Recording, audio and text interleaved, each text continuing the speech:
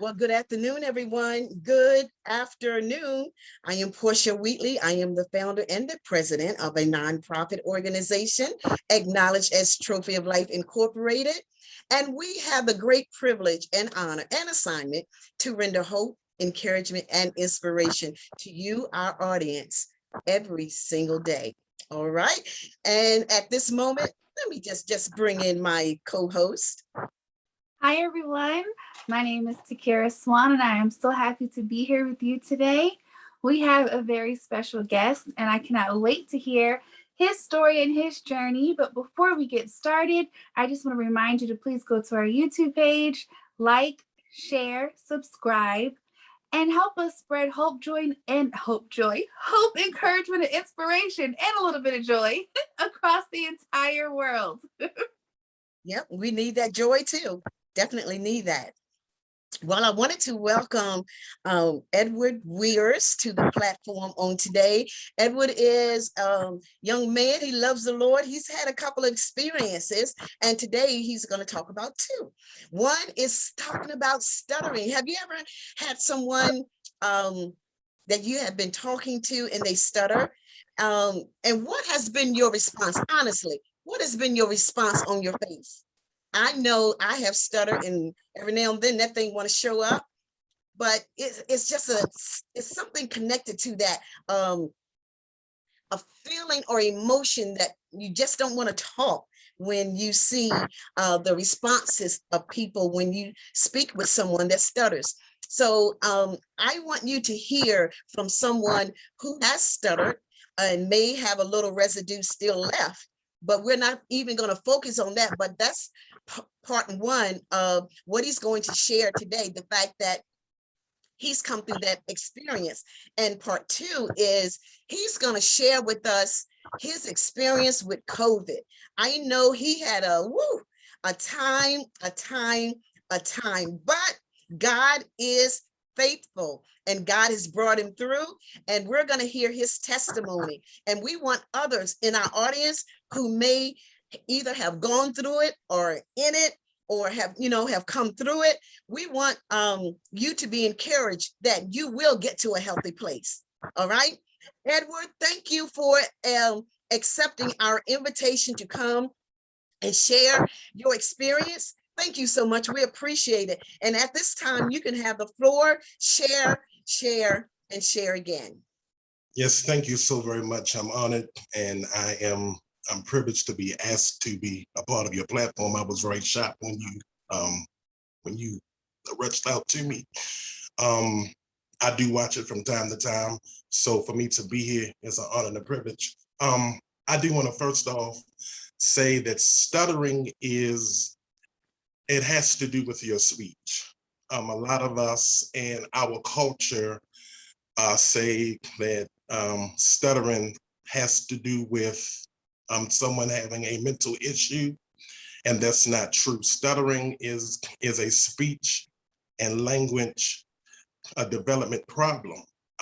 It has to do with also, or it stems from your genetics and the heredity. So basically someone in the family, and it came down to you. So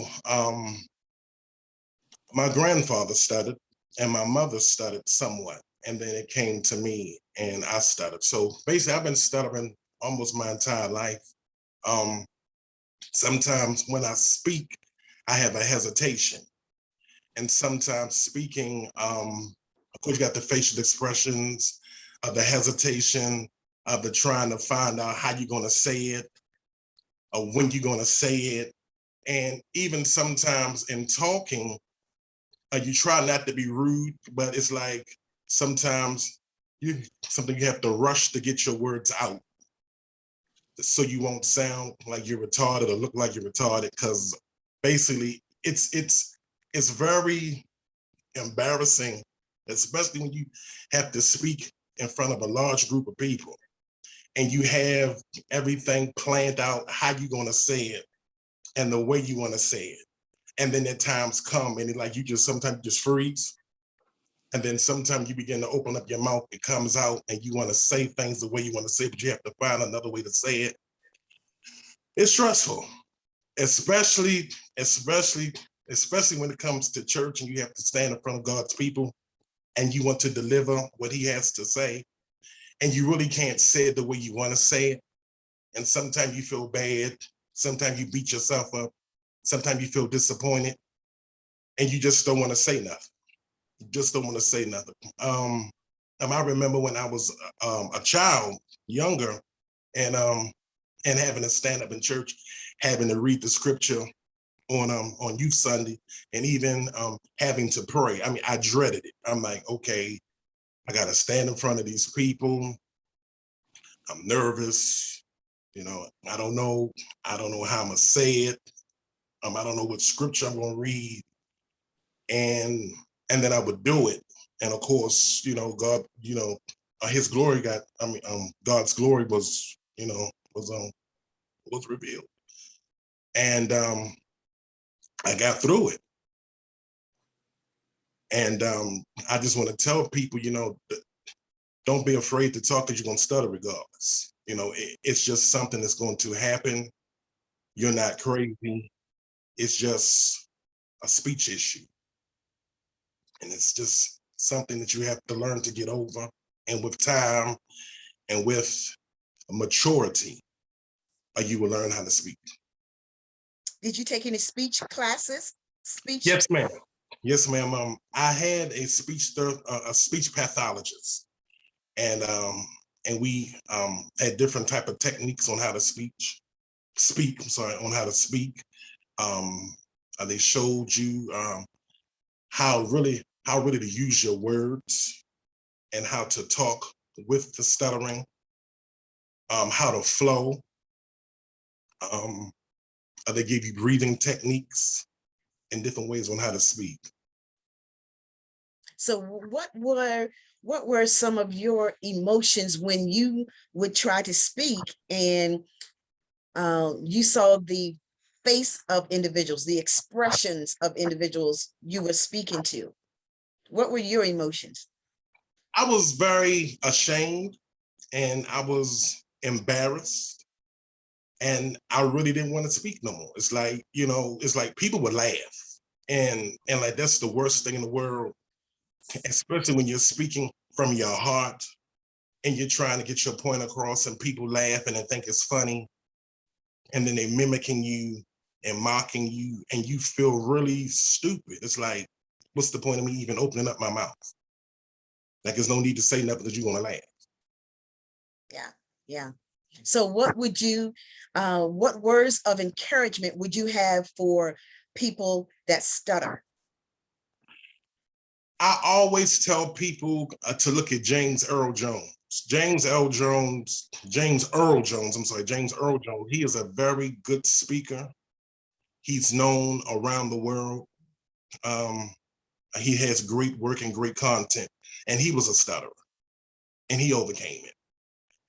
Here locally in Baltimore City, Tim Tootin,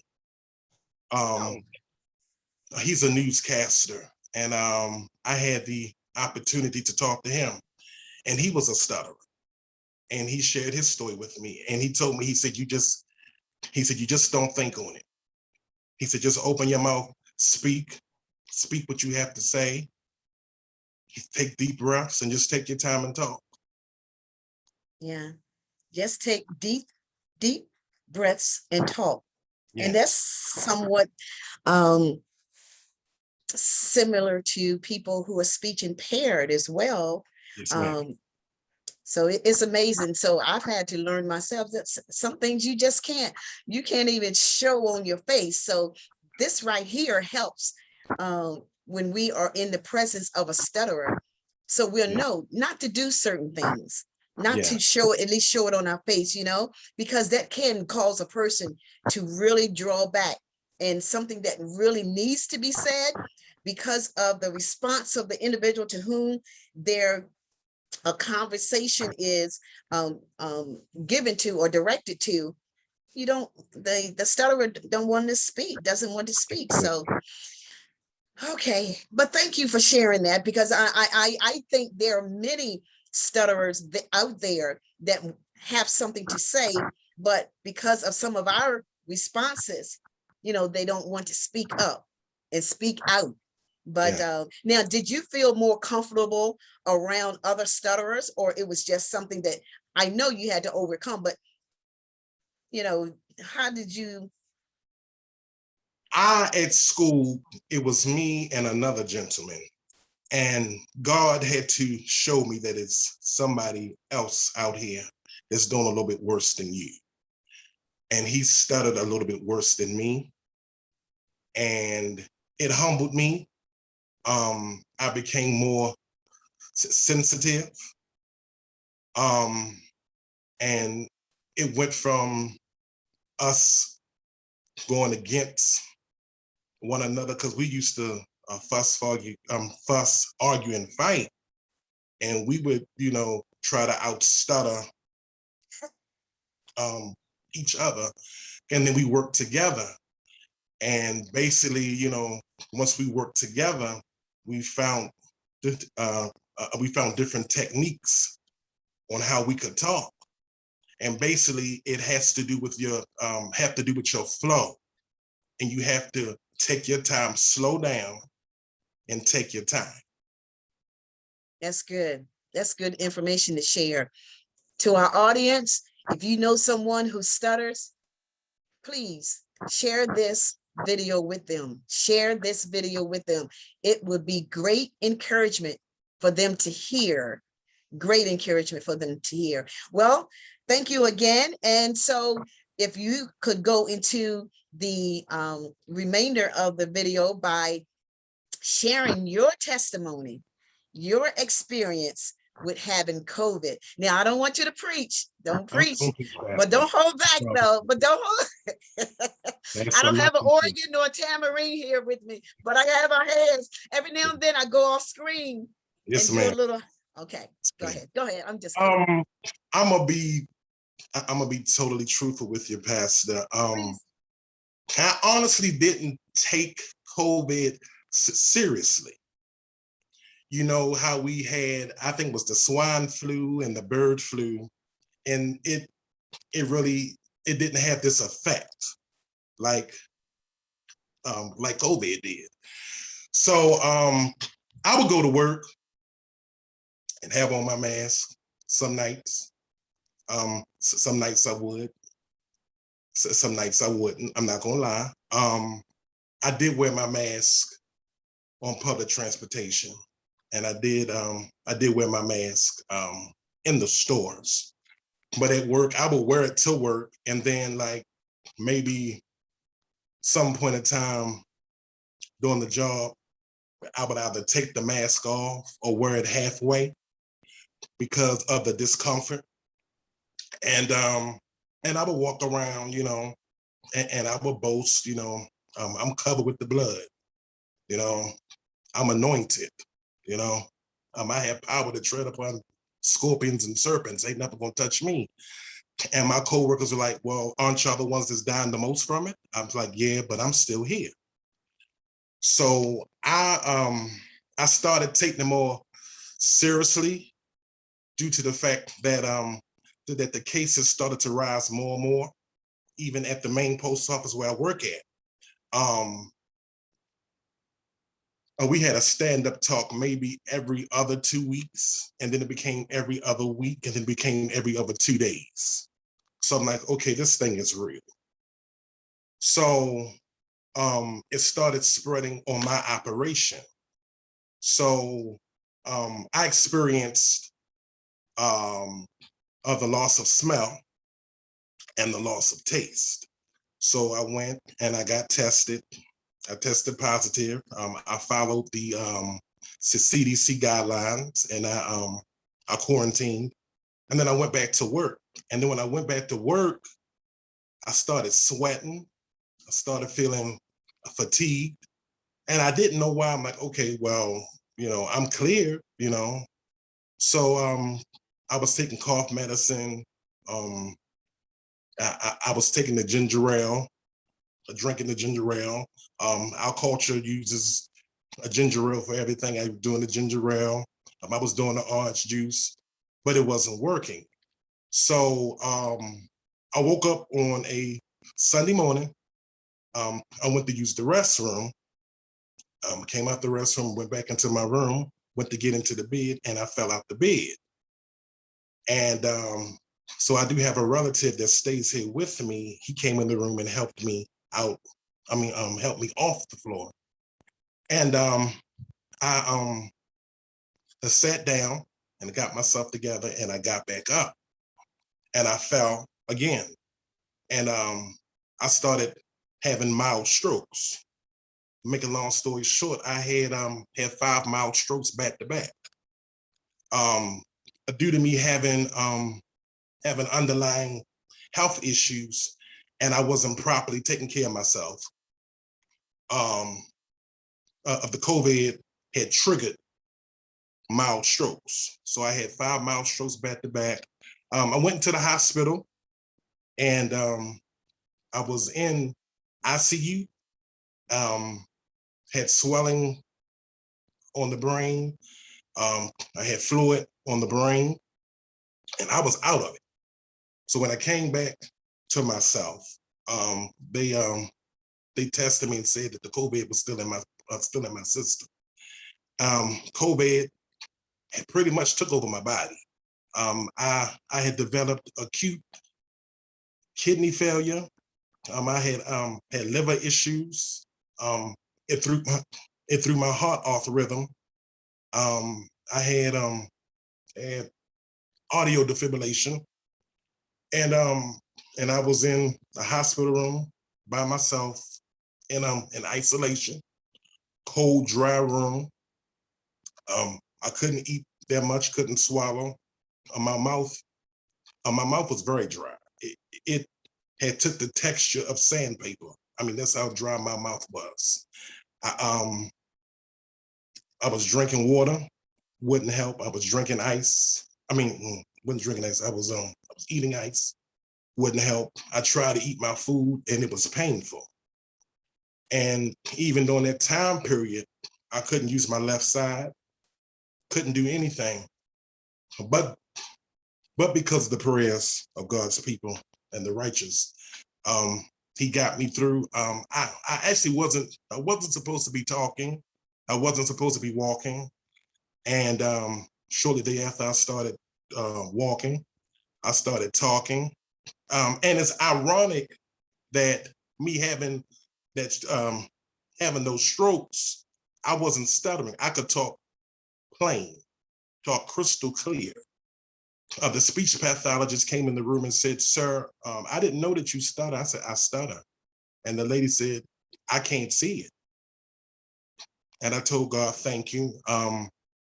Even with the physical therapist walking around the room, and to see the look on the doctor's face, and how the doctors would tell me, "You are a mystery. We've never seen somebody that has gone through this, and you're walking. You're not supposed to be walking." And all I could say is, "It's God." I was in the hospital room for 18 days. 18 days. I was in isolation for 13 days. And I'm grateful for our pastoral leadership, who prayed me through, called me and checked on me. Archbishop Dennis, he kept me prayed up. He would DM me and, send me his words of encouragement. He kept me prayed up. I'm just grateful to be alive, because there are a lot of people who actually walked through that same valley of the shadow of death and didn't make it, and I'm still here. One of my childhood friends, him and his mother both had it, and they was in 2 separate hospitals and died at 2 separate times. And I'm still here. So I'm grateful for that testimony. Man, can you hear the organ and the drums? Can you hear I'm trying, listen, I'm trying to behave because I really feel it, but I'm trying to behave. And this, Yes, yeah. it's amazing. Yes. It's amazing. Yes. Yes, we know. I can imagine. I can only imagine. And the pain. And then excruciating pain. Excruciating pain. I actually was not even supposed to use the restroom. And they were looking at me like, why are you using the restroom? I said, I have to use the bathroom. No, you're not supposed to be using the restroom on your own. I just said, well, God is good. He's great. Mm. That's the way the Lord works. That's Yes, the ma'am. way the Lord works. So I encourage those that are out there. Now, matter of fact, before I do that, how are you feeling today? I feel good today. I'm basically, actually, I was supposed to be out for 6 months, but I was only out for 3. I got a brain scan a couple of weeks ago, and my brain is fine. I have to go in October for them to look at my heart, because they're saying that I have audio defibrillation, and they're claiming that there's a possibility I could have congestive heart failure, but I know I'm A-OK. God gonna take care of that as well. So I'm just praying for a good report. I'm believing he's a healer because he healed me thus far. So We believe in God with you. Definitely believe in God with you. And then when you're able to, have you danced since then? I've danced a few times. Oh, well, take it to Kira before I dance. Because she definitely will. Well, I just want to say that is amazing. I did not know that you went through all that. Now, I did hear through the grapevine, pray for you because you were in the hospital, with COVID-19. So when you don't know the details of someone's, struggle, you think, oh, okay, they're just, going through the same motions with COVID-19 like some other people. But I just want to say what you said to us, okay? Because you had 5 mild strokes, kidney failure, liver issues, heart problems. It was painful to eat, and you were isolated for 13 days, and you're still sitting here with us looking fine, like nothing's happened, So I'm just so thankful to God for his healing power and what he's done for you. And on top of that, you've gone and gotten, another praise report, because after he's done all that for you, you went back to the doctor to get a brain scan and nothing's wrong. People don't even, besides all of that, like individually with all those things that you said, people don't make it just having one of those things, let alone all 5 of them. And to have brain swelling and fluid on the brain, like that right there, you're not supposed to even be able to sit here and talk to us and have a conversation and understand what's going on. But God is so good. He's such a healer, and he just keeps us and preserves us. So I'm just so grateful and thankful for you. And I wish we had like a little mini band or something so Miss Portia could go to the side. Go to the side.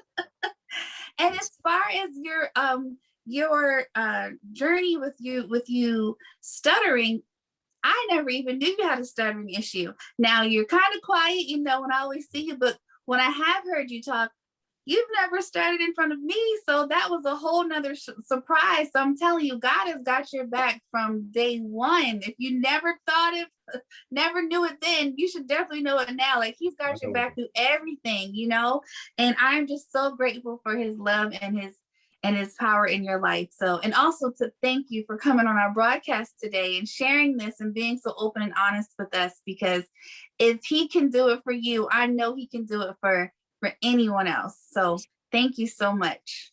Thank you for allowing me to come. He's so faithful. God is just so faithful. He's an awesome God. So to our audience, don't forget, share this broadcast, this video, whatever you want to call it, share it with someone, share it on your page, call someone and say, I have something I want you to see who has an issue just like you. But look at what he's doing. Look at how God has brought him through. So if he's done it for Ed, he will definitely do it for you. So we're grateful to God. Now, before I leave, again, I want to invite any widows or widowers to our Widows and Widowers Empowerment Summit, which will be held on July the 17th.